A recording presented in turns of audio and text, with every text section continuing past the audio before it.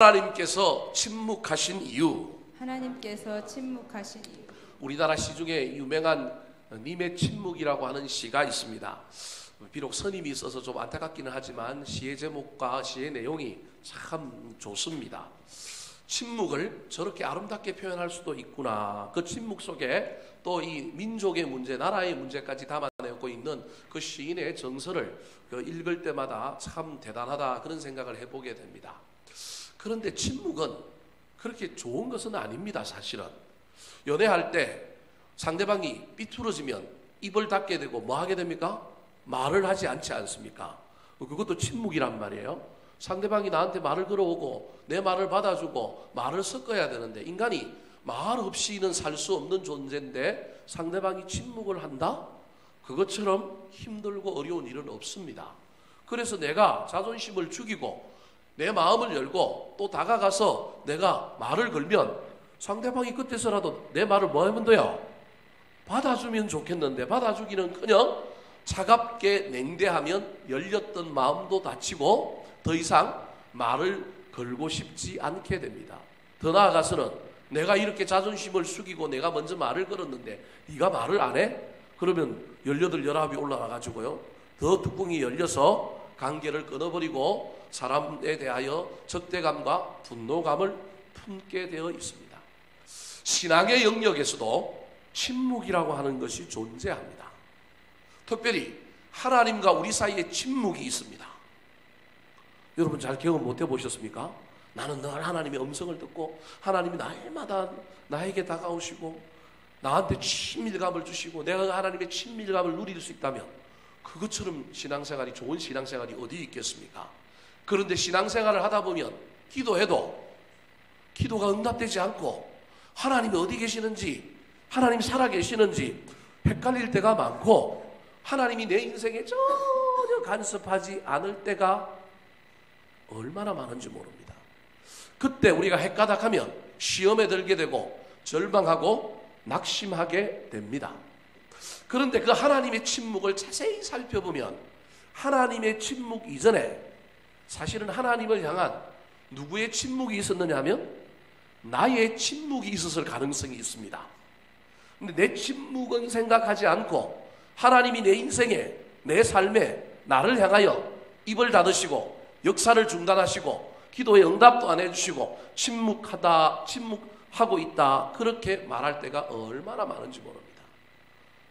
내가 하나님께는 침묵하고 있으면서 사람들과 자식들과 다른 어떤 것에 막 혼이 빠져서 거기에 코를 빠뜨리고 내가 막 그러고 있어서 내가 하나님께 사실은 침묵했는데 그때 하나님이 나를 바라보며 침묵하시는 그 모습 때문에 우리가 절망하고 낙심할 때가 얼마나 많은지 모릅니다. 오늘 설교의 주제가 이 침묵인데 우리 신앙의 영역에서 이 하나님의 침묵을 경험할 때 저와 여러분이 어떻게 해야 할까요? 이 침묵을 어떻게 극복해야 할까요? 이 침묵이 가져다주는 신앙의 의미는 어떤 것이 있을까요? 오늘 본문에도 이 침묵을 경험한 한 사람이 나옵니다. 그 사람이 누구냐면 우리가 너무도 잘 알고 있는 믿음의 조상 아브라함이라고 하는 사람입니다. 아브라함은 믿음의 조상이요, 아브라함은 하나님과 가장 가까이 했던 사람이니 그는 하나님으로부터 침묵을 경험해 본 적이 없을 거라고 우리는 착각합니다. 그런데 하나님이 스토커처럼 아브라함을 사실은 쫓아다닙니다. 아브라함이 실수하고 아브라함이 넘어지고 자빠져도 하나님은 일방적인 사랑으로 짝사랑하듯이 스토커가 되어서 아브라함을 막 쫓아다녔습니다. 갈대아 우르에서부터 쫓아다녔고요, 가나안 땅에서도 수없이 실수를 반복해도 하나님은 한결같은 마음으로 아브라함을 쫓아다녔는데 어느 순간에 우리 하나님이 갑자기 아브라함을 향하여 침묵하기 시작했습니다. 그 침묵이 무려 얼마의 기간이었느냐면 13년의 기간이었습니다. 13년이 어디에 있는지 한번 살펴볼까요? 오늘 본문이 시작되고 있는 17장 1절 앞에 16장 마지막 절이 16절인데 그 16절과 17장 1절 사이에는 하나님의 침묵 13년이 존재합니다. 자, 16장 16절 말씀 먼저 한번 읽어볼까요? 시작. 하갈이 아브라함에게 이스마엘을 낳았을 때에 아브라함이 86세였더라. 아브라함이 99세 때 그 여호와께서 아브라함에게 나타나서 그에게 이르시되 나는 전능한 하나님이라 너는 내 앞에서 행하여 완전하라. 16장이 끝나고 17장이 시작되니까 우리는 자연스럽게 연결된 걸로 알고 있어요. 아무런 문제가 없었던 걸로 이해를 해요. 아브라함 인생은 늘 하나님이 임재가 있었고 하나님과 대화하고 하나님이 나타나셨고 하나님이 만나주셨고 그가 기도했고 하나님과 아브라함 사이에는 뭐 이런 침묵이 이런 공백이 없었던 걸로 우리는 착각합니다. 그런데 성경을 자세히 보면 16장과 17장은 비록 이어져 있지만 중간을 하나님이 인간의 역사에서 하나님의 역사에서 그냥 13년을 드러내버린 겁니다. 그 기간 동안에 하나님도 아브라함을 찾지 않고 아브라함도 누굴 찾지 않아요? 하나님을 찾지 않아요. 근데 사실은 누가 먼저 안 찾을 가능성이 많아요? 아브라함이 안 찾았을 가능성이 많아요. 근데 하나님이 너그러운 마음으로 쭈삣쭈삣 아브라함의 인생에 개입하시고 쳐다봤지만 아브라함은 끝내 하나님을 쳐다보지 않으니 드디어 그 인내의 하나님, 그 자비로우신 하나님이 시선을 돌리고 마음을 바꾸고 13년 동안 누구에게 나타나지 않았느냐 하면 아브라함에게 나타나지 않은 거예요. 여러분, 이 13년의 세월이 아브라함에게는 처음에는 행복했을지 모릅니다. 없었던 아들이 태어났잖아요. 누가 태어났어요? 이스마엘. 그 아들을 키우는 재미, 그 아들이 자라는 재미 얼마나 기뻤는지 모릅니다. 그런데 점차 하나님의 부재, 하나님의 침묵이 느껴졌을 겁니다.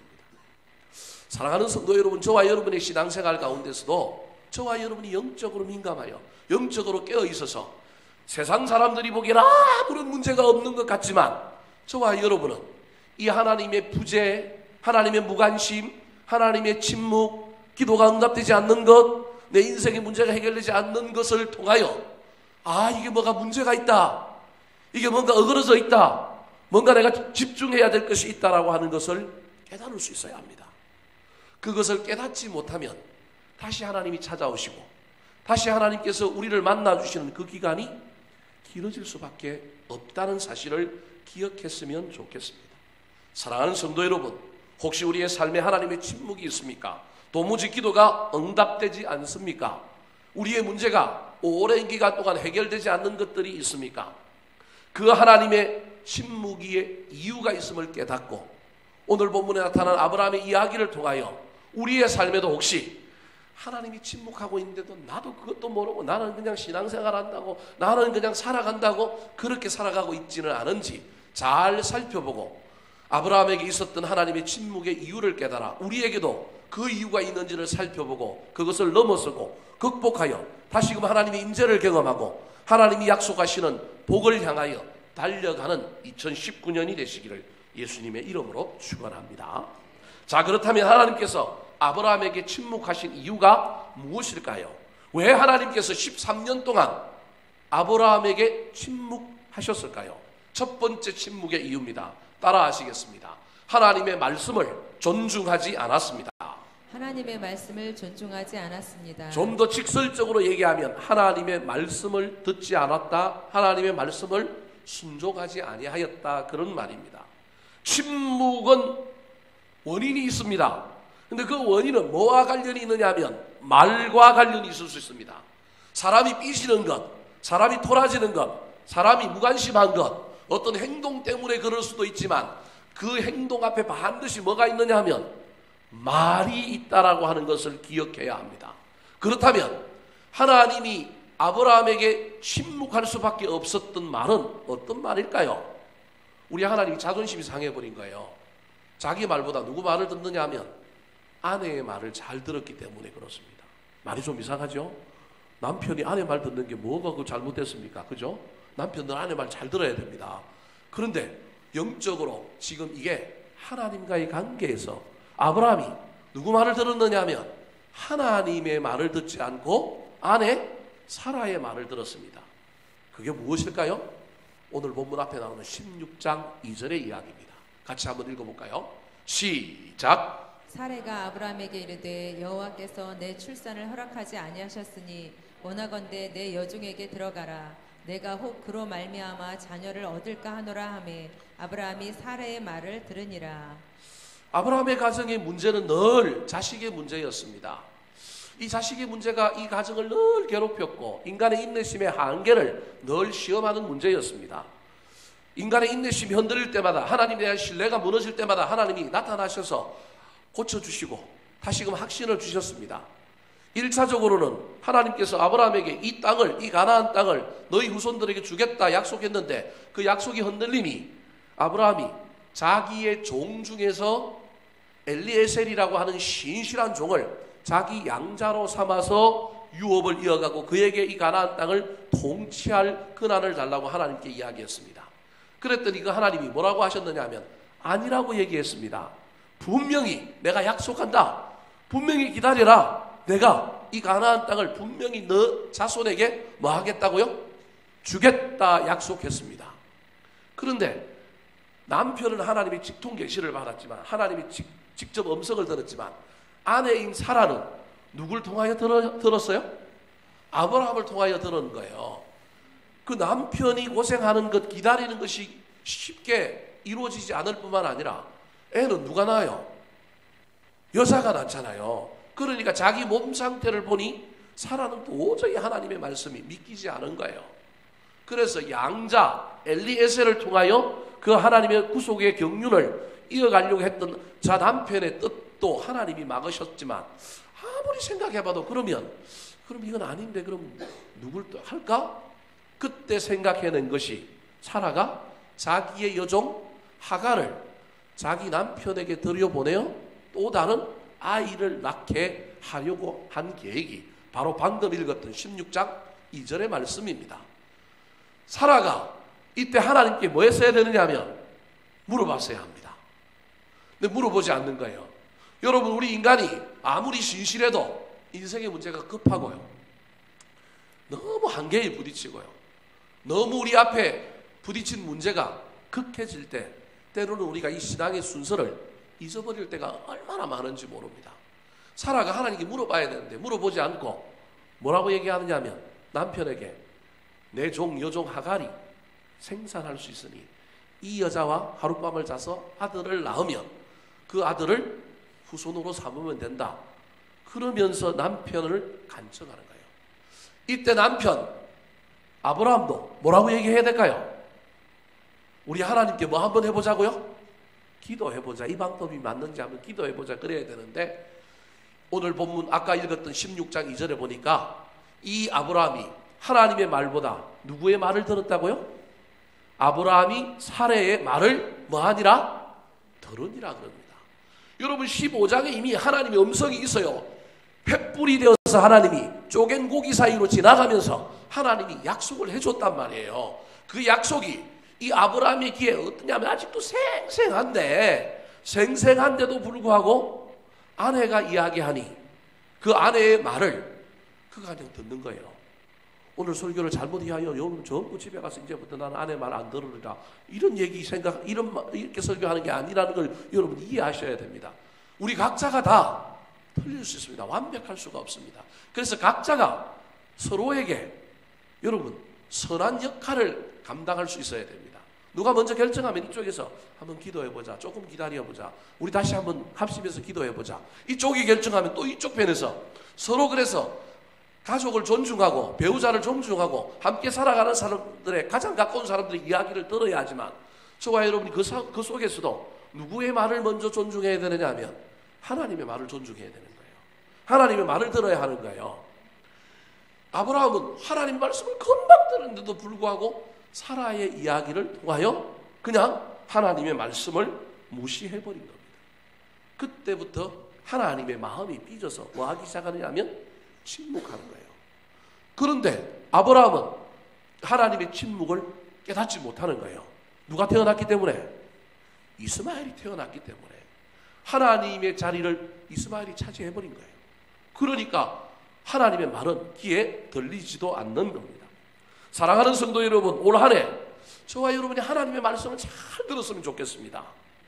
직접 들려오는 말만 하나님의 말이라고 생각하지 마시고, 설교자의 입을 통하여 나오는 말씀도 하나님의 말씀, 내가 읽는 성경을 통하여 듣는 하나님 말도 하나님의 말씀, 때로는 지나가던 옆에 있는 집사가, 근사가 그냥 한마디 했는데 그 말이 내 가슴에 꽂힐 때, 그 말이 내 마음을 막 힘들게 할 때, 그것도 하나님의 말씀이다라고 여길 수 있는 여러분의 영적인 성숙이 있었으면 좋겠습니다. 우리 인생 살아가는 동안에 하나님이 직접 천둥 같은 소리로 저와 여러분을 향하여 직통계시로 말하는 경우는 그리 많지 않을 겁니다. 저도 살면서 딱 2번 들어봤습니다. 지나고 보니 그것도 진짜 하나님이 하신 얘기인지 아니면 내 속에서 갑자기 일어난 생각인지 또 헷갈릴 정도로 저는 딱 2번 들어봤습니다. 여러분, 하나님이 우리에게 직접적으로 막 우리의 양심의 소리를 통하여 아니면 신비한 자연의 어떤 현상들을 통하여 우리에게 말씀하시는 경우는 그렇게 많지 않습니다. 성경을 읽을 때, 찬양을 할 때, 기도를 할 때, 또는 말씀을 읽을 때, 또는 설교를 들을 때, 그때도 그 하나님의 말씀을 말씀으로 여기시고 그 말씀을 가장 앞에 두시기 바랍니다. 이 말씀과 충돌하고 이 말씀과 자꾸 문제가 생기는 것이 있으면 그때마다 멈추어서 기도해야 합니다. 남의 말을 바로 받아들이지 말고 우리 인간은 내가 가지고 있는 확신, 내가 가지고 있는 정답을 수인해 주는 사람의 말을 자꾸 편식하여 그것만 받아들입니다. 어떤 여자가 나를 사랑하지도 않는데 짝사랑하는 남자는 소설을 씁니다. 무슨 소설을 쓰느냐 하면 전체적으로 판단하지 않고 그 사람이 나를 향하여 그냥 지나가다가 내 뒤에 있는 사람 보고 웃었는데 누구 보고 웃었다고요? 나보고 웃었대요. 근데 단순히 웃은 것뿐인데 그걸 또 뭐라고 착각해요? 나를 좋아한다, 나를 사랑한다, 그렇게 착각하는 거예요. 근데 한 일주일 지나고 그 여자가 다른 남자하고 지나가면 저런 이상한 여자가 있나, 나한테 왜 웃고 저 남자하고 가지? 여러분, 이게 우리 인간일 수 있다라는 겁니다. 그래서 저와 여러분은 들려오는 소리, 내 눈에 보이는 것, 저와 여러분의 상황 가운데 펼쳐지는 이야기들 속에서 가능하면 하나님의 말씀과 견주어보고 하나님의 말씀에 빗대어보고, 그러고도 판단이 되지 않고 자꾸 내가 너무 빨리 무엇인가를 선택하려고 할 때 하나님의 말씀을 기준 삼아 하나님께 기도하고 하나님께 물어봐야 합니다. 할 수만 있다면 저와 여러분이 흔들리지 않고 하나님의 말씀을 붙들고 그 말씀에 순종하면 됩니다. 구약에 하나님의 말씀을 존중하지 않고 하나님의 말씀을 무시했던 유명한 사람이 있습니다. 단순히 그 사람은 말씀을 듣지 아니하여서 하나님이 침묵하신 정도가 아니라 하나님이 그를 끌어내리시고 그의 인생을 포기하고 버려버렸습니다. 그가 누구일까요? 사울이라고 하는 사람입니다. 말과 관련하여 사울의 이야기는 아주 중요합니다. 우리는 이 순종이라고 배웠는데 사실은 이 말과 관련된 겁니다. 하나님께서 이 사울 왕에게 분명히 선지자 누구예요? 사무엘을 통하여 뭘 줬습니까? 말씀을 줬다니까요. 뭐 하라고요? 내가 올 때까지 뭐 하라고요? 기다리라. 또 전쟁 나갈 때 말씀을 주지 않습니까? 뭐라고 말씀을 줍니까? 아말렉 족속 아각 왕과 전쟁할 때 모든 건 다 어떻게 해라? 진멸하라. 그런데 어떡합니까? 기다리지도 않고 진멸하지도 않고 자기 좋은 대로 이렇게 구별해 놓습니다. 근데 그때 하나님이 오셔서 사무엘 선지자를 통하여 하나님께서 책망하는 그 책망의 내용이 우리는 순종이라고 알고 있는데 순종이 아니라 순종의 가장 제일 앞에 있는 말을 듣지 않는 것이라고 이야기합니다. 한번 찾아볼까요? 사무엘상 15장 22절 같이 한번 읽어보겠습니다. 시작. 사무엘이 이르되 여호와께서 번제와 다른 제사를 그의 목소리를 청종하는 것을 좋아하심같이 좋아하시겠나이까. 순종이 제사보다 낫고 듣는 것이 순양의 기름보다 나으니. 여러분, 22절이 얼마나 중요한 구절인지 모릅니다. 우리는 순종 하나 때문에 중요한 구절이라고 알고 있는데요, 그게 아니라 그 앞에도 중요하고 그 뒤도 중요해요. 뭐라고 얘기하고 있습니까? 사무엘이 이 사울을 향하여 뭐라고 얘기하냐면 번제와 다른 제사를 오늘날 치면 예배보다 뭘 하나님이 더 좋아한다고요? 하나님의 목소리, 하나님의 말을 청종하는 것을 더 뭐 한다고요? 좋아한다는 거예요. 여러분 또 헷갈리면 안 됩니다. 그래서 예배 안 드려도 된다, 그 얘기가 아니라는 걸 여러분, 금요일 나오시는 분은 성숙한 분인 줄 알고 그냥 진행해서 갑니다. 지금 하나님이 제일 좋아하는 게 사실은 예배란 말이에요. 예배. 하나님 제일 좋아하는 건 예배예요. 그런데 그 예배하고 지금 뭘 견주고 있느냐 하면 하나님의 말을 듣는 것, 하나님의 말을 존중하는 것, 그게 더 나아가면 하나님의 말씀을 순종하는 거라는 거예요. 그래서 22절 하반절을 뭐라고 얘기하냐면 순종이 뭐보다 낫고 제사보다 낫고 그 다음에 듣는 것이 뭐보다 낫다고요? 순양의 기름보다 낫다라는 거예요. 그러면 여러분 보십시오. 제사는 큰 겁니다. 제사 안에 내용물이 있는데 그 중에 제사에 하나님 받는 것 중에 뭐 각을 떠서 번제 받을 때 고기도 받지만 또 하나님 뭘 좋아하셔요? 기름을 좋아하신단 말이에요. 지금 보십시오. 제사라고 하는 큰 것 중에서 기름이 있는데 그 기름에 해당되는 걸 지금 뭐라고 얘기하고 있어요? 듣는 것이라고 얘기하는 거예요. 그럼 듣는 것보다 더 큰 게 뭐예요? 순종인 거예요. 근데 우리는 순종만 이야기하는데 아무리 순종을 해보려고 하니 순종이 안 돼. 순종 앞에 뭐가 있다고요? 듣는 것이 있다니까요. 내가 어떻게 들을 건가? 그래서 예배의 태도가 중요하고요. 사람들이 누군가가 말을 할 때 그 말을 받아들이는 태도가 중요한 거예요. 순종은 그냥 만들어지는 것이 아니라 순종의 가장 밑받침, 가장 기초가 있는데 그게 뭐라고요? 듣는 것이라는 거예요. 23절도 그 이야기가 또 나와요. 자, 23절 또 한번 읽어볼까요? 23절입니다. 시작. 이는 거역하는 것은 점치는 죄와 같고 완고한 것은 사신 우상에게 절한 죄와 같음이라. 왕이 여호와의 말씀을 버렸으므로 여호와께서도 왕을 버려 왕이 되지 못하게 하셨나이다 하니. 그 결과 하나님이 단순히 침묵하는 정도가 아니라 왕이 뭐 했다고요? 하나님이 왕을 뭐 했다고요? 버렸다라는 거예요. 안 듣는 것을 왕이 여호와의 말씀을 뭐 했다고요? 버렸다 그렇게 말하고 있어요. 그래서 여호와께서도 왕을 버렸다라는 거예요. 침묵은 단순히 삐진 거예요. 그런데 삐진 것을 넘어서 삐진 것이 아니라 완전히 이건 단절인 거예요. 완전히 끊어버려서 버려버렸다라고 얘기하는 겁니다. 여러분 왜 그랬을까요? 사울이 저거 말고도 이미 하나님의 말씀을 존중하지 않고 하나님의 말씀을 듣지 않는 태도가 있었던 거예요. 여러분 제가 지금 조금 뉘앙스가 다른 이야기를 여러분에게 할 겁니다. 무슨 얘기를 하고 있냐면 순종은 처음 말을 들을 때부터 이미 결정이 되는 거예요. 말이 좀 이상합니까? 여러분 잘 생각을 한번 해보세요. 말씀을 들을 때부터의 그 태도가 이미 시작점에서부터 뭘 결정하고 있느냐 하면 순종을 결정하고 있다는 거예요. 사울이 사무엘 선지자를 통하여 주시는 하나님의 말씀, 하나님의 음성을 이미 들을 때부터 경륜이 들은 거예요. 이미 처음부터 하나님의 말씀으로 받아들이지 않고 나를 기쁘게 하면 내가 받아주겠어. 나를 감동시키면 받겠어.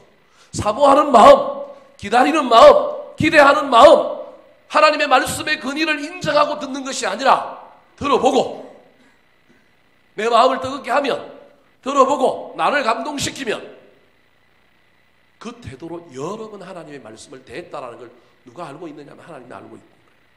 그리고 그 태도는 이미 어떤 일에 대해서 그 사람이 뭘 해보고 감당해보고 시간이 지나므로 말미암아 순종하느냐 안 하느냐가 결정되는 것이 아니라 하나님이 뭐라고 얘기하고 있냐면 듣는 태도에서부터 뭐가 결정된다고요?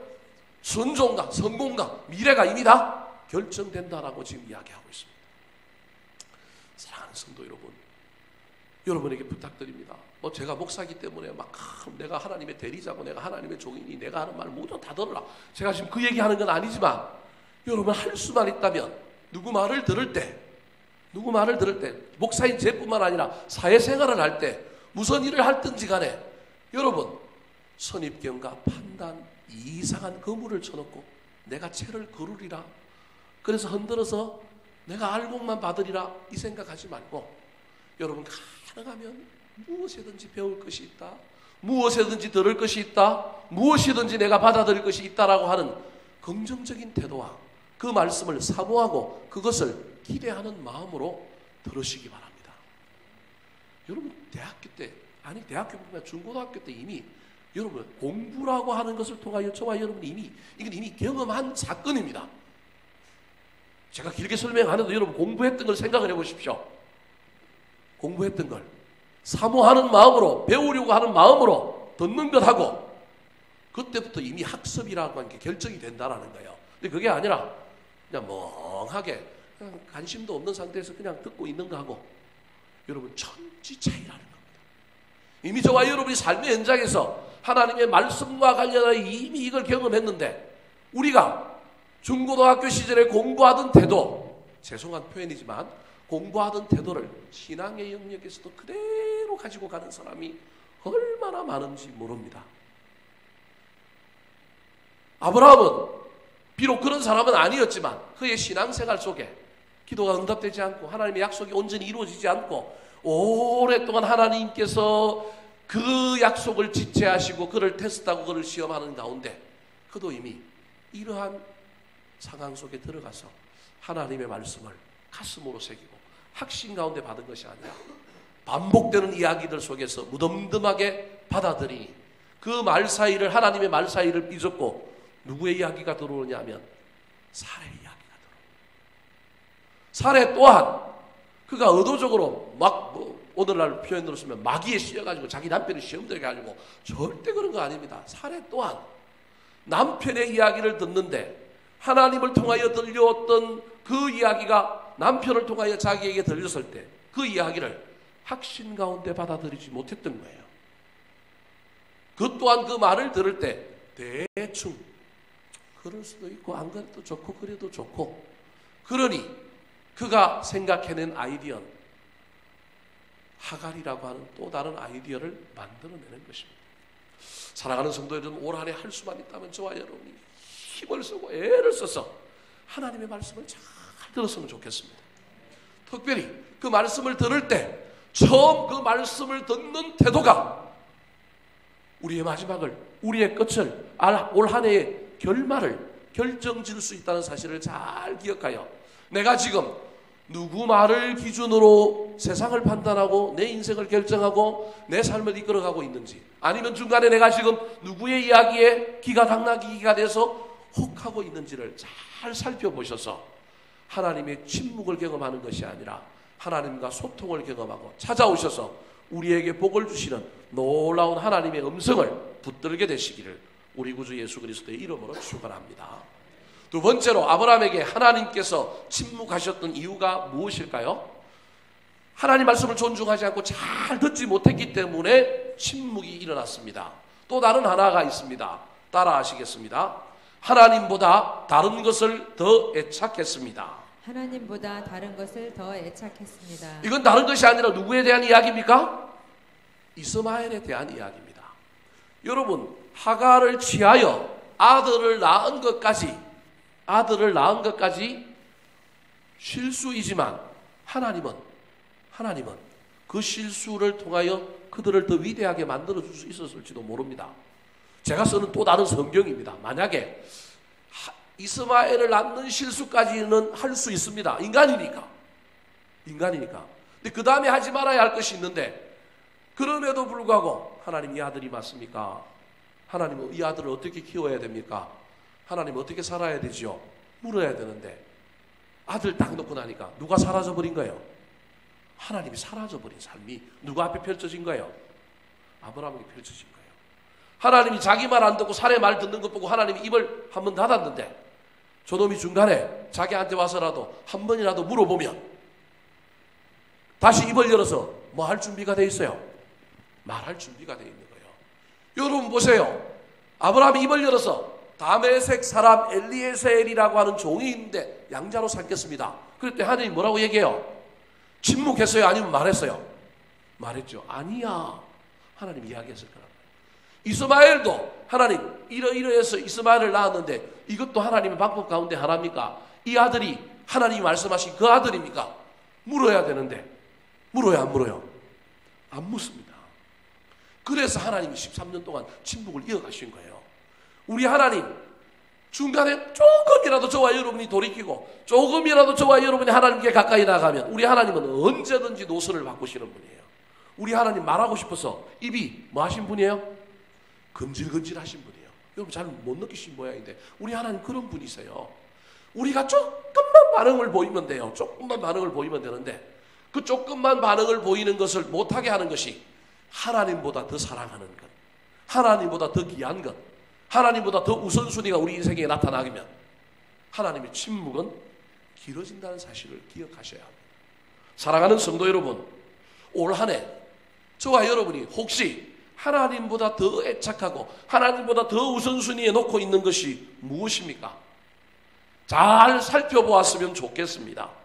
그래서 사도 요한은 요한 1서 2장 15절과 16절에서 이 세상에 있는 것을 하나님보다 더 사랑하지 말라고 말씀하셨습니다. 우리 15절 말씀 같이 한번 읽어볼까요? 시작. 이 세상이나 세상에 있는 것들을 사랑하지 말라. 누구든지 세상을 사랑하면 아버지의 사랑이 그 안에 있지 아니하니. 자, 저기 사랑하지 말라 그랬는데 저 말이 그러면 세상에 있는 건 전부 좋아하지 말라는 얘기입니까? 그 얘기가 아니고 누구보다? 하나님보다 더 사랑하지 마라. 하나님보다 더 사랑하게 하는 것은 하나님을 잊어버리게 하고 우리를 유혹과 미혹과 죄 가운데 들어가게 하는 거다. 그러면서 우리가 경계해야 될 세 가지를 말씀해 주셨습니다. 자, 요한일서 2장 16절 말씀 같이 읽겠습니다. 시작. 이는 세상에 있는 모든 것이 육신의 정욕과 안목의 정욕과 이생의 자랑이니 다 아버지께로부터 온 것이 아니요 세상으로부터 온 것이라. 우선순위를 자꾸 바꾸게 만드는 세 가지, 육신의 정욕, 안목의 정욕, 이생의 자랑, 이 세 가지가 자꾸 하나님 자리를 탐내게 만들어서 그걸 자꾸 바꾼다라는 거예요. 여러분, 어쩌면 저와 여러분의 신앙생활은 이 세 가지와의 싸움일지도 모릅니다. 자고 일어나면 이게 앞에 있고요. 그래서 또 우리의 신앙이 좋아져서 또 이걸 좀 바꾸고 나면 또 지나고 자고 일어나면 또 바뀌어 있는 이 싸움이 신앙생활일지도 모릅니다. 여러분, 저 싸움에서 이기기가 쉽지 않습니다. 근데 중요한 건 저 싸움이 있다는 것만 알고 있어도 하나님 우리한테 와서 말을 걸어주시는 거예요. 하나님이 침묵하시는 것이 아니라 지혜를 주시고 방법을 주시고 때로는 격려해 주시고 때로는 혼내시고 때로는 호통을 치시면서 우리를 저 싸움에서 지지 않고 저 싸움이 있다는 것을 알고 걸어가게 만드는 거예요. 여러분, 그게 이기는 거예요. 저게 완전히 없어갖고 내 속에 막 세상에 대한 욕심 하나도 없고 막 나는 자연에서 나는 자연인이다 이렇게 살고 나는 막 욕심 하나도 없습니다 이렇게 사는 사람, 우리 하나님이 그런 사람 이 땅에 그렇게 많이 원하지 않습니다. 없다는 얘기는 아니지만 있습니다. 근데 그런 사람은 제가 늘 이야기하잖아요. 이 땅에 살 필요가 있어요, 없어요? 없어요. 어디 가서 살아야 돼요? 하늘에 가서 하나님과 살아야 된다니까요. 이 땅은 어쩔 수 없이 저와 여러분은 실험하며 사는 거예요. 늘 싸우며 다투며 사는 거예요. 그런데 때로는 저기에 취하면 이런 싸움이 있다라는 것을 모르고 산다니까요. 모르고 저기에 취해서 사는 거예요. 그러면 하나님이 우리 인생 가운데 오시지 않는다. 아니, 목사님 저기 취해서 사는 것도 좋지요. 육신의 정욕, 안목의 정욕, 이생의 자랑 얼마나 좋은데요. 근데 진짜 그리스도인이라면 세상이 주는 저 안락함, 세상이 주는 저 유혹, 세상이 주는 저 편리함이 처음에는 좋지만, 이스마엘이 처음에는 좋지만 나중에 영적인 공허함이 있다는 것을 여러분 아셔야 합니다. 그 공허함을 못 느끼는 사람은 어쩌면 하나님의 백성이 아닐 수 있어요. 곁길로 가면 갈수록, 하나님을 떠나면 떠날수록, 하나님의 부재가 느껴지면 느껴질수록, 하나님의 침묵이 있으면 있을수록 그것을 대체했던 것이 처음에 우리를 만족시키지만 세월이 지나고 나면 어느 순간이 되면 내 영혼 한 구석이 뻥 뚫려 있고 내가 무엇인가 허전한 존재로 있다는 것을 나중에 깨닫게 됩니다. 그때도 하나님을 발견하지 못하면 이제 그 이후부터는 놀라운 비극과 엄청난 슬픔이 우리 가운데 펼쳐질지도 모릅니다. 그래서 저와 여러분 절대 이 싸움이 있다는 걸 잊어버리면 안 됩니다.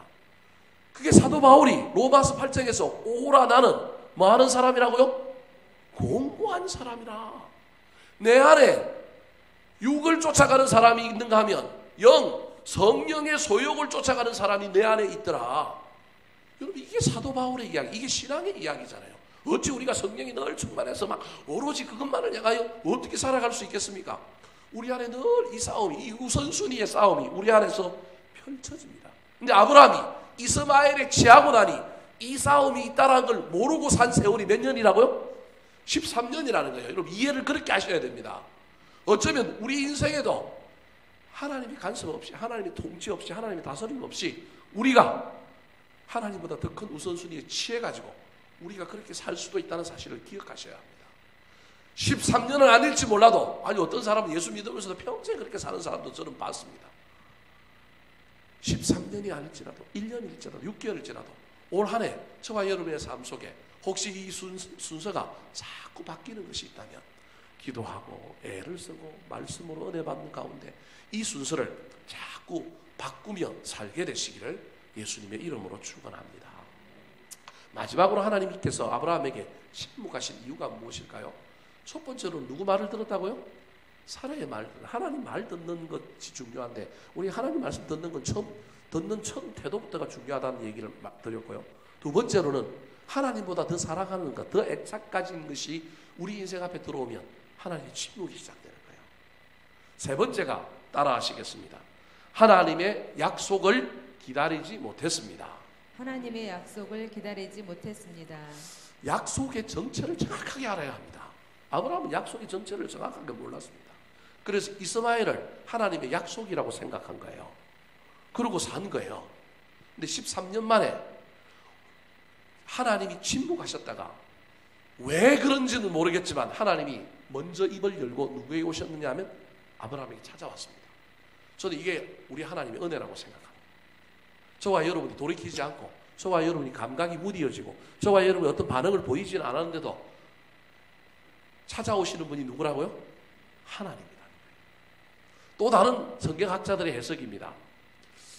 13살 정도 된 이스마엘이 이제 더 컸는데 이 이스마엘이 어릴 때는 그냥 아브라함에게 아이고 장난감처럼 잘 지내다가 여러분 우리나라 나이로 13살 되면 뭔지 앓을 때예요. 사춘기, 예? 그 유명한 중2병을 앓을 때가 되어가지고 이때부터 이스마엘이 누구 속을 썩이기 시작했다? 아브라함을 속을 썩이기 시작했다. 그래서 아브라함이 그때부터 영적인 공허감을 느끼기 시작했고 하나님을 비로소 조금씩 자각하기 시작했다. 그래서 하나님이 찾아오셨다. 이렇게 해석하는 사람도 있습니다. 여러분 성경은 전혀 기록하고 있지 않기 때문에 뭔지는 몰라요. 왜 하나님이 찾아오셨는지, 아브라함에게 어떤 자각이 일어났기 때문에 찾아왔는지, 아니면 그거 없이 찾아왔는지, 저는 첫 번째에서 자각하고 상관없이 우리 하나님이 기다리다 못해갖고 우리 하나님이 먼저 뭐 하셨다고요? 찾아오셨다. 중요한 건 이때라도 뭐 하는 것이 중요하냐면 깨닫는 것이 중요해요. 오늘 본문에 보면 이 하나님께서 찾아오셔서 아브라함에게 호통을 치셨습니다. 하나님을 깨닫지도 못하고 하나님 임재를 경험하지 못하고 아내의 말 듣고 자기에게 주어진 또 다른 장난감 이스마엘에게 빠져서 하나님의 우선순위가 아니라 이스마엘을 우선순위로 놓고 있는 이 아브라함에게 하나님께서 호통을 치시면서 찾아오셔서 드디어 입을 열어가요. 그 입을 여신 그 침묵 이후에 나오신 말씀이 바로 오늘 본문 17장 1절 말씀입니다. 같이 한번 읽어볼까요? 시작. 아브라함이 99세 때에 여호와께서 아브라함에게 나타나서 그에게 이르시되 나는 전능한 하나님이라 너는 내 앞에서 행하여 완전하라. 하나님께서 아브라함에게 나타나서 하신 말씀 호통의 내용이 두 가지예요. 하나가 뭐예요? 나는 전능한 하나님이라 너는 내 앞에서 행하여 완전하라. 이게 하나님의 중요한 메시지입니다. 오늘 저와 여러분이 사실 이거 붙들어야 할 것이 이겁니다. 저게 아무것도 아닌 것 같고 저게 무슨 내용인지 모를 것 같은데 저 전능한 하나님이라는 거예요. 하나님 자기 자신을 소개하는 거예요. 저 엘샤다이라고 하는 뜻인데 저게 무슨 말일까요? 너 안 믿었지? 내가 이야기했잖아. 사라의 몸에서 날 자식이라고. 하갈 몸이 아니고 넌 그걸 하나님 말씀을 순종한다고 하나님 말씀을 믿는다고 생각했지만 너는 부분적으로 순종한 거야. 부분적으로 믿은 거야. 그래서 네 식대로 믿은 거야. 난 분명히 사라의 몸에서 날 씨가 내 후손이 되라. 이게 창세기 15장에 있는 내용이에요. 분명히 말했는데 사라도 아브라함도 하나님의 말씀을 받아놓고 하나님의 말씀을 그대로 믿은 것이 아니라 목적만 이루면 되는 거예요. 수단과 가정은 관심이 없어. 뭐만 관심이 있어요? 아들만 태어나면 돼. 아들만 태어나면 돼. 그래서 엉뚱한 방법을 쓴 거예요. 근데 그 엉뚱한 방법에 하나님이 지적하고 있는 것이 있는데 뭐냐면 너희들이 나를 전능한 하나님으로 믿지 않았다라는 거예요. 그래서 하나님이 나타나서 아브라함에게 제일 먼저 하는 얘기가 나는 무슨 하나님이라고요? 전능한 하나님, 능치 못하실 일이 없는 하나님이다. 나는 내가 한 말은 약속은 반드시 뭐 한다? 지킨다. 이게 하나님의 첫 번째 호통이에요. 다르게 이야기하면 아브라함이 믿었는데, 아브라함이 믿음 생활하고 신앙생활을 했는데 그 믿음 생활, 신앙생활은 자기들 위주의 신앙생활인 거예요. 자기들 해석의 위주의 신앙생활이에요. 믿었는데 하나님은 어떤 하나님이라고 믿은 거냐면 우리 하나님은 좋으신 분이야. 근데 우리 하나님은 어떤 분으로 믿지는 않았냐면 못하실 일이 없는 전능하신 분으로 믿지 못한 거예요. 자기가 한 약속의 말씀을 지키는 분으로 믿지 못한 거예요. 그래서 하갈을 통하여 이스마엘을 낳는 거예요. 그래서 하나님 지금도 얘기하는 거예요. 니들 몸이, 여러분 86세에 이스마엘을 낳았는데 지금 몇 세가 된가요? 99세가 됐잖아요. 육신은 더더구나 생산의 능력이 사라지고 있는 데잖아요. 근데 하나님이 지금 99세가 됐는데도, 인간이 가장 절망할 나이가 됐는데도 하나님이 뭐라고 하느냐 하면 나는 무슨 하나님이라고요? 전능한 하나님이다. 여러분, 저와 여러분이 이 믿음이 있어야 합니다. 이 믿음을 가지면 하나님이 침묵을 경험하는 것이 아니라 하나님의 임재, 하나님의 소통, 또 하나님이 찾아오셔서 놀라운 복을 약속하시는 것을 경험할 뿐만 아니라 그것이 이루어지는 것을 보게 되는 겁니다. 두 번째로 하나님이 이 아브라함에게 나타나서 또 한 이야기가 있는데, 너는 내 앞에서 행하여 뭐 하라고요? 완전하라는 거예요. 여러분, 인간이 완전할 수 있습니까? 없습니다. 여러분이 완전하다라고 하는 단어가 누구에게 쓰였느냐 하면 노아에게 쓰였습니다. 창세기 6장 9절에, 창세기 6장 2절 9절에 노아를 설명하면서 당대에 뭐 한 자라? 완전한 자라, 그렇게 성경이 쓰고 있어요. 노아가 뭐 완전한 자입니까? 술 먹고 뭐 한 사람이에요? 벌거벗고 잔 사람이고, 자식한테 축복해야 되는데 뭐 한 사람이에요? 저주한 사람이잖아요.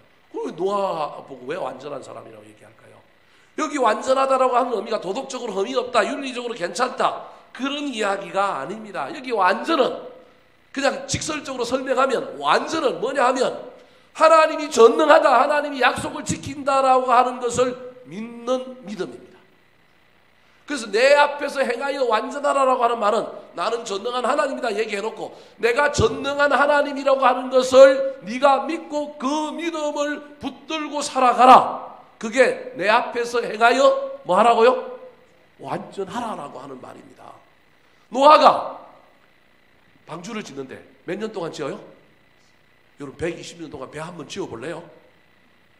노아에게 뭐가 있었다라는 거예요? 믿음이 있었다는 거예요. 여러분, 이 완전이라고 하는 단어가 믿음이라고 하는 단어라는 거예요. 지금 제가 여러분에게 지금 이 얘기를 하는 거예요. 믿음이 완전한 거예요. 근데 그 믿음은 뭘 믿는 거냐면 약속을 믿는 거예요. 그 약속은 하나님이 전능하다, 하나님 반드시 이루어주신다라고 하는 전제를 가지고 있는 거예요. 120년 동안 짓는 거예요. 여러분, 짓는 것까지도 괜찮아요. 그런데 비가 와요, 안 와요? 안 온다니까. 여러분, 성경을 다시 읽어보십시오. 노아 방주에 하나님께서 비가 오기 전에 며칠 전에 들어가라고 하는지 아십니까? 이런 대답 나오면 정답은 얼마나고요? 7일 전이에요. 일주일 전에 비도 안 오는데 하나님께서 노아 보고 어디 들어가라 그래요? 방주에 들어가라 그래요. 노아가 방주에 들어가니까 주변에 있던 사람들이 전부 와고 어떻게 했을까요? 저놈 미친놈, 저 이상한 비가 온다고? 그 다음날 하고 비 오나? 봤을 거예요. 비 와요, 안 와요? 안 와요. 사람은 며칠까지 참을 수 있어요? 예, 사람마다 다르겠지만 우리 보통 3일이에요.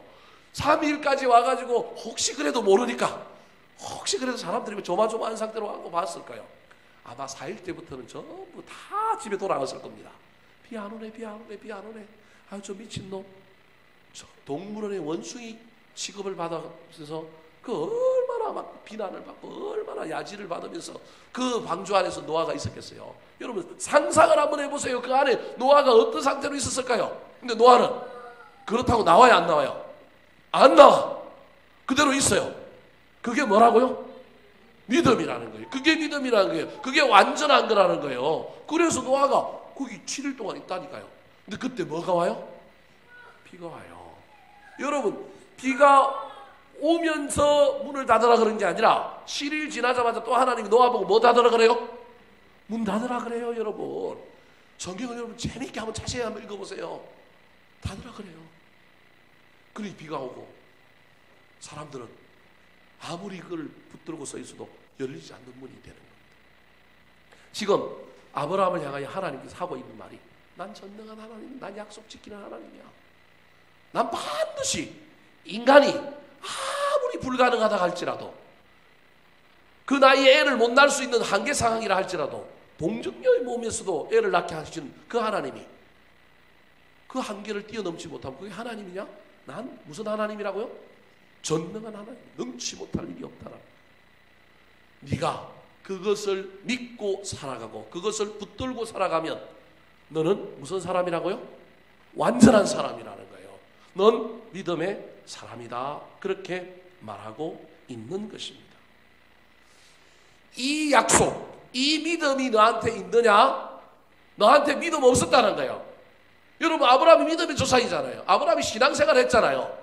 근데 지금 아브라함을 향하여 지금 하나님이 호통치고 있는 건 넌 나도 제대로 몰랐고 하나님도 제대로 몰랐고 넌 뭐도 없는 사람이야? 믿음 없는 사람이야. 기분 나쁘죠? 그럼 어쩌면 저와 여러분을 향하여 우리 보고 하나님이 지금 뭐라고 얘기하냐면 네가 나를 알아? 넌 내가 누군지 알아? 넌 내가 누구야? 사실은 이렇게 묻고 있는 거예요 지금. 근데 우리 입으로 하나님은 전능한 하나님입니다. 능치 못할 일이 없습니다. 성경은 그렇게 기록되어 있지만 삶은 다른 거예요. 우리 이렇게 살 거예요. 우리 이렇게 사는 거잖아요. 근데 그게 아니라 지금 하나님이 아브라함을 통하여 저와 여러분에게도 말하고 있는 중요한 내용인데 그게 뭐냐면 네가 하나님 나를 어떻게 알고 있느냐, 그리고 너의 믿음이 무엇이냐라고 우리에게 묻는 것입니다. 그 믿음 없는 아브라함을 세워주기 위하여 하나님이 두 가지 작업을 하는데 하나가 다시금 약속을 하는 거예요. 다시금. 또 다른 하나가 이름을 바꿔주십니다. 2절 3절 말씀 같이 한번 읽어볼까요? 2절 3절. 자, 시작. 내가 내 언약을 나와 너 사이에 두어 너를 크게 번성하게 하리라 하시니 아브라함이 엎드렸더니 하나님이 또 그에게 말씀하여 이르시되. 기도가 응답되지 않고 뭔가 오랫동안 풀리지 않은 여러분이 있습니까? 저는 사실 오늘 설교의 내용을 이걸 이야기하려고 여기까지 달려온 겁니다. 사실은 하나님의 침묵 때문에 문제가 있습니까? 우리가 먼저 하나님께 찾아갈 수도 있고 하나님 우리를 찾아올 수도 있는데 찾아오신 하나님께서 저와 여러분에게 다시 지금 어떤 작업을 하고 계시느냐면 난 전능한 하나님이야, 내 앞에서 행하여 완전하라라고 이야기하고 난 다음에 그럼 우리가 하나님을 바로 알고 그 하나님 앞에 믿음을 가지는 신앙인의 행위는 뭐냐는 거예요. 다시금 뭘 붙드는 거라고요? 언약을 붙드는 거예요. 올 한 해 저와 여러분이 다시금 언약을 붙들어야 한다는 거예요. 언약 없이 약속 없이 그냥 되는 대로 그럭저럭 그냥 신앙생활 열심히 하면 되지, 그게 아니라 다시 언약을 붙들어야 한다는 거예요. 내가 내 언약을 나와 너 사이에 두어 너를 크게 뭐하게 하리라? 언약의 목적이 뭐라고요? 번성하게 하는 것. 하나님의 약속의 목적이 뭐라고요? 복을 주는 거예요. 약속과 언약과 복 사이에 뭐가 있어야 되느냐 하면 믿음이 있어야 하는 거예요. 하나님을 전능한 하나님으로 믿는 믿음. 약속을 이루어주시는 하나님이라고 하는 것을 믿는 믿음이라는 거예요. 여러분 보십시오. 3절에 그때 누가 깨닫느냐 하면 아브라함이 깨닫는 거예요. 지금까지는 아브라함이 못 깨달았어. 누구 없이 살았어요? 하나님 없이 살았어요. 근데 자기는 약속의 열매로 이스마엘을 받았고 자기 신앙생활 잘했고 하나님께 뭐 받았다고 생각한 거예요? 아브라함 복 받았다고 생각한 사람이라니까요. 이스마엘 하나 받아놓고 그냥 이걸 통하여 하나님이 땅도 주실 거야. 여러분 우리가 지금 엉뚱한 이스마엘 붙들고 있을지도 몰라요. 아브라함이 그때 깨달은 거예요. 그래서 아브라함이 뭐 했다고요? 엎드렸더니 이때부터 소통이 시작되는 거예요. 이때부터 하나님의 임재가 시작되는 거예요. 이때부터 하나님의 침묵은 끝난 거예요. 물론 이미 찾아오셔서 하나님의 침묵이 끝났지만 이때 아브라함이 영적인 각성이 일어나는 거예요. 아, 내가 엉뚱한 거 붙들고 여지껏 믿음이라고 생각하고 살았구나. 내가 엉뚱한 거 붙들고 복이라고 생각하고 살았구나. 아니구나. 신앙이 여지껏 이것처럼 다 됐다고 생각하고 살면 안 되는구나. 또다시 달려가야 하는구나. 또다시 붙들고 뛰어가야 하는구나. 그래서 하나님 앞에 엎드리는 거예요. 내가 죄인입니다. 내가 다시금 하나님의 언약을 붙들겠습니다. 그렇게 나아가는 겁니다. 4절 5절 말씀 다시 또 한번 읽어볼까요? 자, 4절 5절입니다. 그 다음 아멘. 시작. 보라, 내 언약이 너와 함께 있으니 너는 여러 민족의 아버지가 될지라. 이제 후로는 내 이름을 아브라함이라 하지 아니하고 아브라함이라 하리니 이는 내가 너를 여러 민족의 아버지가 되게 함이니라. 또 그에게 말씀하여 이르시되. 여러분, 하나님께서 전능한 하나님이라 너는 내 앞에서 행하여 완전하라라고 이야기하고 난 다음에 다시금 언약을 주시면서 그 언약을 붙들고 살아라 그러면 될 텐데 하나님이 이상한 행동을 하나 해요. 뭘 바꿔주셔요? 이름을 바꾸는 거예요. 여러분 무슨 말이냐 하면 저와 여러분이 예배 드린다고 저와 여러분이 다시금 소구 영신 예배 때 뽑았던 말씀을 붙든다고 내가 기도 중에 말씀을 받은 말씀을 붙들고 살아간다고 내가 약속의 사람, 믿음의 사람이 되는 게 아니라는 거예요. 뭐가 바뀌어야 되냐면 존재가 바뀌어야 돼요. 아브라함으로는 옛날의 신앙의 습관, 옛날의 신앙의 태도로는 또 신앙생활 하다가 또 어떻게 한다고요? 또 하나님의 침묵, 또 내가 하나님 잊어버리고 또 살아간다는 거예요. 그래서 사람이 바뀌어야 한다는 거예요. 사람이 바뀌는 건 이스라엘 사람들에게 사람이 바뀌는 것의 대표적인 것이 뭘 바꾸는 거예요? 이름을 바꾸는 거예요. 그래서 하나님이 지금 현재 아브라함은 안 돼. 네가 여지껏 몇 번 했는데 약속 붙들고 뛰어가다가 금세 그 약속 놓아버리고 금세 잊어버리더라. 그래서 이번에는 뭘 바꿔주겠다고요? 이름을 바꿔줄게. 존재를 바꿔주겠다라는 거예요. 그래서 아브라함에서 그냥 단순히 말장난으로 아브라함이라고 바꾼 것이 아니라 이름을 바꾸는 행위를 통하여 네가 완전한 믿음의 사람이 되어라. 네가 약속의 사람이 되어라. 근데 네 약속은 단순히 자식 낳고 땅 받는 것이 아니라 뭐라고 얘기하고 있냐 하면 열국의 아버지가 된다는 거예요. 다르게 이야기하면 여러 민족의 아버지가 된다는 거예요. 여기서 이제 이스마엘까지도 하나님 생각하고 있는 거예요. 사실은 아브라함으로부터 중동의 모든 민족이 이제 퍼져나가는 것처럼 그래서 중동에 가면 전부 아브라함은 모든 종교가 다 뭘로 여겨요? 조상으로 여긴다니까요. 이슬람 종교도 아브라함을 조상으로 여긴다니까요. 다 똑같이 조상으로 여겨요. 학설하고 존재가 바뀌지 않고는 저와 여러분의 믿음의 내용이 바뀌기가 쉽지 않아요. 그래서 그 존재가 바뀌는 것을 또 한 번 확인시켜주기 위하여 오늘 본문 뒤에 보면 7절부터 무슨 작업이 나와요? 할례의 작업이 나오는 거예요. 존재가 바뀌었다라고 하는 것은 어떤 존재로 바뀌느냐 하면 거룩한 존재로 바뀌어야 된다는 거예요. 거룩한 존재로 바뀔 때 우리가 다시금 믿음을 붙들고 달려가는 존재가 된다는 겁니다. 말씀을 마치려고 합니다. 여러분 오랫동안 기도했는데 기도가 응답되지 않고 하나님 침묵이 계속됩니까? 침묵의 이유가 있다는 사실을 깨달아야 합니다. 그걸 발견할 수 있어야 합니다. 우리가 발견하고 주님께 달려가는 것도 중요하지만 때로는 주님이 입이 건질건질해서 누굴 찾아오신다고요? 우리를 찾아오실 때가 있습니다. 그때라도 저와 여러분이 아브라함처럼 바짝 엎드려야 됩니다. 그래서 다시 올 한 해 저와 여러분이 하나님의 약속의 말씀을 붙들고 달려가야 합니다. 그 말씀이 이루어지기를 그 하나님이 전능한 하나님이라고 하는 사실을 믿고 그 앞에서 완전하게 행하기 위하여 저와 여러분이 다시금 믿음을 붙들어야 하는데 그동안 쭉 해왔던 것으로는 또다시 실수할 가능성이 있습니다. 저와 여러분이 뭐가 바뀌어야 되냐면 존재가 바뀌어야 합니다. 이름이 바뀌어야 합니다. 그 존재가 바뀌고 이름이 바뀌는 그 놀라운 역사 속에 저와 여러분의 삶은 거룩함으로 할례받은 하나님의 백성으로 거룩함으로 동시에 바뀌게 될 겁니다. 우리의 믿음이 거룩함으로 바뀌는 놀라운 역사가 일어나게 될 것입니다. 올 한 해 여러분 어떤 기도 제목이 있습니까? 금요일마다 모여서 기도하는데 여러분 오셔서 그냥 목사에게 눈도장 찍고 예배 드리는 것으로 만족하시렵니까? 우리 하나님 예배 좋아하시니까 그냥 예배 드리는 사람을 향하여 우리 하나님께서 복을 주실 것이다. 그럼 그것도 믿음입니다. 그것도 신앙생활이긴 합니다. 제가 그걸 부정하는 것이 아닙니다. 그것도 안 되는 사람은 그것이라도 이에서 나와야죠. 그런데 여러분 저하고 이 자리에서 몇 년 동안 기도하시는 분들이 있지 않습니까? 이제 우리가 조금 더 높은 경지로 나아가야 하지 않겠습니까?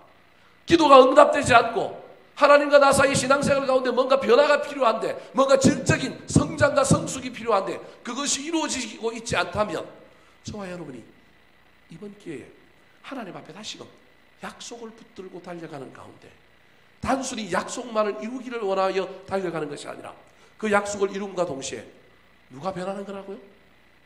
내가 변해야 되는 거예요. 하나님의 위대한 약속은 환경이 바뀌고 삶이 바뀌고 우리 가정에 무슨 일이 생기고 자녀들에게 어떤 일이 생기는 것도 중요한데 그 생기는 것과 동시에 누가 바뀌는 거라고요? 내가 바뀌는 거라니까요. 아브라함에서 누구로? 아브라함으로 바뀌어야 합니다. 내가 바뀌지 않는데 약속만 이루어지게 해달라고요?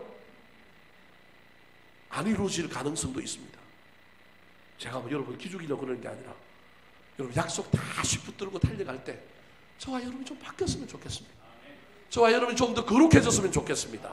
그래서 하나님께서 다시금 우리에게 하셔서 내가 너를 번성하게 하리라, 내가 너를 복을 주리라, 너를 장대케 하리라, 네가 열국의 아비가 되리라, 그 놀라운 역사가 일어났으면 좋겠습니다. 그래서 19장이 지나고 20장이 되면 드디어 누가 태어나요? 이삭이 태어나잖아요. 약속이 시작되잖아요.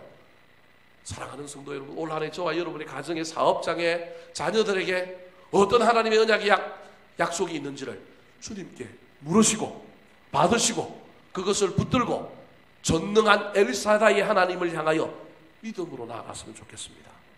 그때 반드시 여러분 잊어버리지 말고 기억하십시오. 단순히 믿음으로 나가기만 하면 되는 것이 아니라 내가 아브라함에서 무엇으로 바뀌어야 한다고요? 아브라함으로 바뀌어야 됩니다. 올 한 해 저와 여러분이 좀 바뀌었으면 좋겠습니다. 목사인 저도 바뀌고요. 여러분도 바뀌었으면 좋겠습니다. 신앙이, 말이, 언어가, 태도가, 거룩이 바뀜으로 말미암아 언약도 이루어지고 저와 여러분의 놀라운 성장도 일어나는 아름다운 역사가 펼쳐지게 되기를 예수님의 이름으로 축원합니다.